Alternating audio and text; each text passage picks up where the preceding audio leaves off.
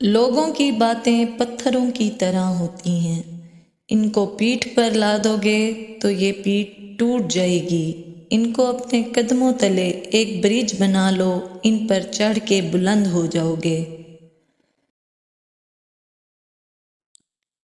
رشتے کبھی قدرتی موت نہیں مرتے، ان کو ہمیشہ انسان ہی قتل کرتا ہے، کبھی نفرت سے، کبھی نظر اندازی سے، اور کبھی غلط فہمی سے۔ یہ زندگی ہے صاحب، الجھے گی نہیں تو سلجھے گی کیسے، بکھرے گی نہیں تو نکھرے گی کیسے۔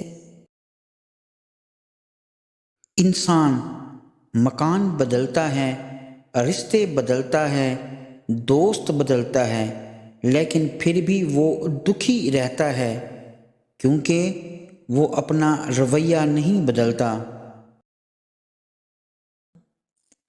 دنیا بھی بڑی عجیب جگہ ہے، جب چلنا نہیں سیکھا تھا تو کوئی گرنے نہیں دیتا تھا، جب سے چلنا سیکھا ہے تو قدم قدم پر لوگ گرانا چاہتے ہیں۔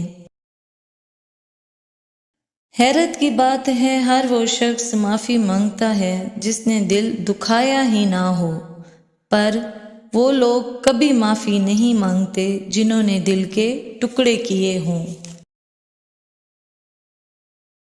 تمیزدار ہونے کا سب سے بڑا نقصان یہ ہے کہ ہزاروں باتیں دل میں ہی رہ جاتی ہیں۔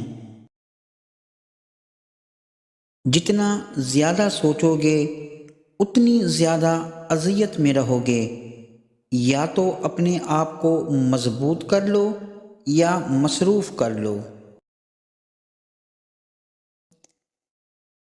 کچھ لوگ ہوائی چپل کی طرح ہوتے ہیں، ساتھ تو دیتے ہیں مگر پیچھے سے کیچڑ اچھالتے رہتے ہیں۔